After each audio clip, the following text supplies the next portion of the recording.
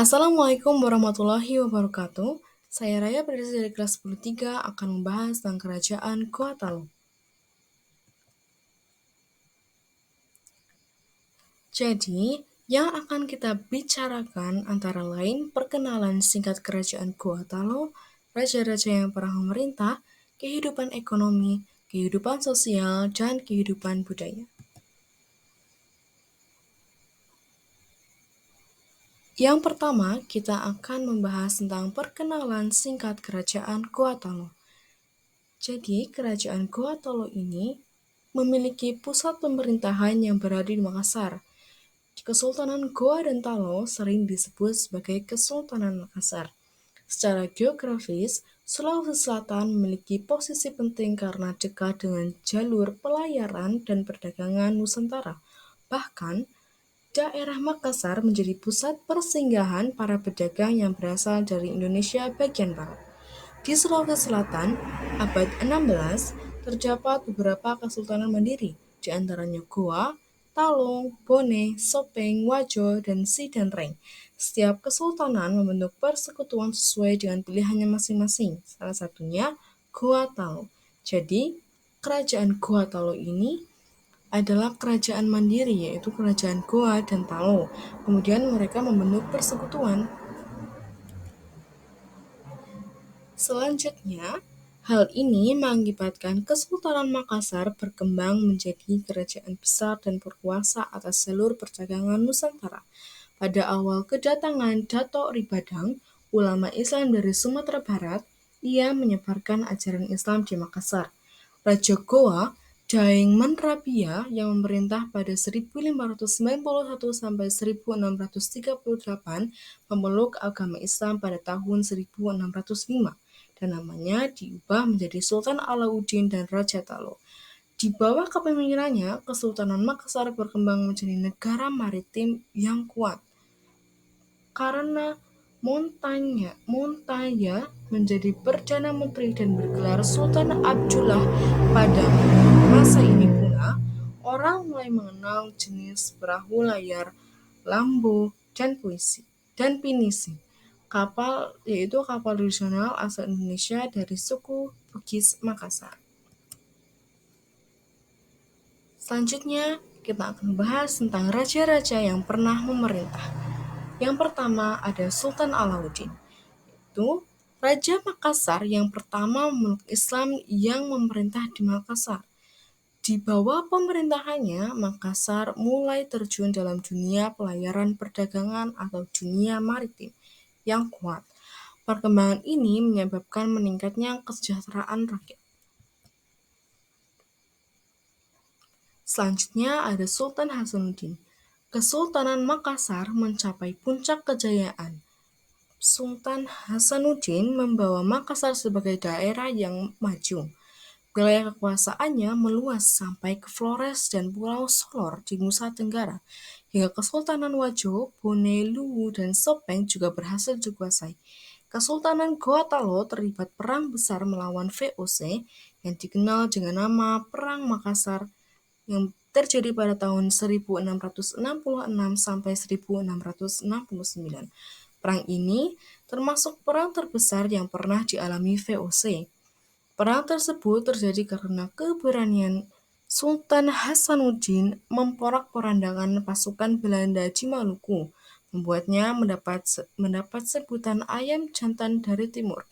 Selain itu, ia bercita-cita menguasai sepenuhnya jalur perdagangan Nusantara dan mendorong perluasan kekuasaan ke arah timur.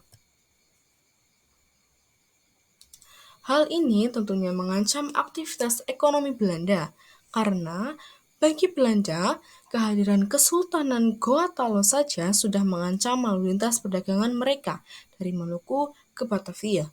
Yang kedua, rencana Kesultanan Sultan Hasanuddin mengancam eksistensi dari penguasaan ekonomi mereka di Pulau Maluku. Yang ketiga, Belanda yang merasa berkuasa atas Maluku yang merupakan sumber rempah-rempah menganggap Makassar sebagai pelabuhan gelap karena ikut juga memperjualbelikan rempah-rempah dari Maluku. Di Diawali dengan pelucutan dan perampasan dalam armada Belanda di Maluku oleh pasukan Hasanuddin, Belanda kemudian menyerang Makassar setelah sebelumnya mendapatkan kapasitas bantuan dari Sultan Bone, yaitu Aru Palaka. Aru Palaka siap membantu Belanda dengan syarat Bone diakui sebagai sebuah kesultanan yang merdeka. Dengan bantuan Aru Palaka, pasukan Belanda berhasil mendesak Hasanuddin dan menguasai ibu kota kerajaan. Akhirnya, dilanjutkan dengan perjanjian Bonganya yang terjadi atau hadir pada tahun 1667 Masehi, yang isinya yang pertama, VOC, Serikat Dagang Belanda memperoleh monopoli perdagangan di Makassar. Yang kedua, Belanda mendirikan benteng di Makassar yang kelak bernama Benteng Rotterdam. Yang ketiga, Makassar melepaskan daerah jajahannya seperti Bone dan pulau-pulau di sekitar Makassar. Yang keempat, Makassar mengakui Aru Palaka sebagai Raja Bone. Selanjutnya ada Raja Mapabosa. Itu Sultan Hasanuddin digantikan oleh putranya yaitu Mapabosa. Sultan Hasanuddin berharap Mapabosa dapat bekerja sama dengan Belanda dengan tujuan agar kerajaan Makassar tetap dapat bertahan. Namun, Mapabosa memiliki sikap yang lebih keras daripada ayahnya. Mapabosa menentang kehadiran Belanda dengan tujuan menjamin eksistensi Kesultanan Makassar. Mapabosa yang gigih pada tekadnya mengusir Belanda dari Makassar. Sikapnya yang keras dan tidak mau bekerja sama dengan anak menjadi alasan Belanda menggerakkan pasukan secara besar-besaran. Pasukan Mapabosa berhasil dihancurkan dan Mapabosa tidak diketahui nasibnya. Belanda pun sepenuhnya menguasai Kesultanan Makassar. Selanjutnya kita akan bahas tentang kehidupan ekonomi Kerajaan Goa Talo. Kerajaan ini strategis, yaitu di antara wilayah Barat Maluku dan Timur Nusa Tenggara, yaitu Maluku. Menjadikannya sebagai bandar utama untuk memasuki wilayah timur Nusantara yang kaya akan rempah-rempah. Kesultanan ini disebut kaya akan beras, daging, bahan-bahan makanan lainnya, dan kapur barus hitam. Mereka juga memasok barang dari luar antara lain jenis pakaian kambai dan bengal dan keling. Makassar berkembang menjadi pelabuhan internasional karena banyak pedagang asing yang singgah di Makassar seperti Portugis, Inggris, dan Demak. Kerajaan ini menguasai daerah-daerah yang subur di sebelah timurnya untuk menguasai jalan dagang secara sempurna. Dapat disimpulkan kemajuan di bidang perdagangan Kesultanan Makassar disebabkan hal-hal berikut ini, seperti banyak pedagang yang hijrah ke Makassar setelah Malaka jatuh ke tangan Portugis pada tahun 1511. Yang kedua, orang-orang Makassar dan Bugis terkenal sebagai pelaut ulung yang dapat mengamankan wilayah lautnya. Yang ketiga, tersedianya banyak rempah-rempah di Maluku. Selanjutnya, kita akan bahas tentang kehidupan sosial. Mereka berusaha meningkatkan taraf hidup masyarakatnya dengan berpegang teguh kepada keyakinan bahwa Allah menciptakan lautan untuk semua hambanya. Masyarakat Goa Talo masih bersifat feodal, yaitu sistem kasta. Masyarakat Goa Talo terdiri atas 3 kelas, yaitu Kareang atau golongan bangsawan, Tumasarak atau rakyat biasa, dan Atta atau hamba sahaya. Kehidupan masyarakat Goa Talo terikat dengan norma yang mereka anggap sakral. Norma di kehidupan masyarakat diatur berdasarkan adat dan agama Islam yang disebut Pangadakang. Selanjutnya kita akan bahas tentang kehidupan budaya. Predikat sebagai kerajaan maritim mempengaruhi aktivitas kebudayaan kerajaan Goa Talo. Hasil kebudayaan Goa Talo yang masih ditemui hingga saat ini adalah perahu pinisi.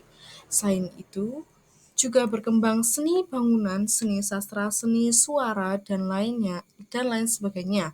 Namun sayangnya tidak banyak yang bisa diketahui karena kurangnya peninggalan-peninggalan yang sampai pada kita. Untuk memahami dan mengatur perdagangan dan pelayaran di wilayah Makassar, mengeluarkan undang-undang dan hukum perdagangan yang disebut Ade Alop Loping Bencana Pabalue yang dimuat dalam buku Lantana Amanah Gopa. Selanjutnya, pada masa kini, perahu pinisi menjadi kebanggaan masyarakat Makassar dan Indonesia karena perahu ini telah dikenal oleh seluruh dunia sebagai alat transportasi yang handal.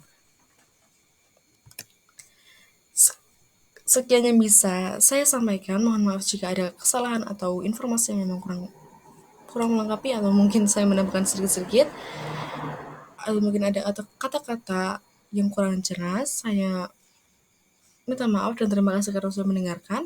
Wassalamualaikum warahmatullahi wabarakatuh.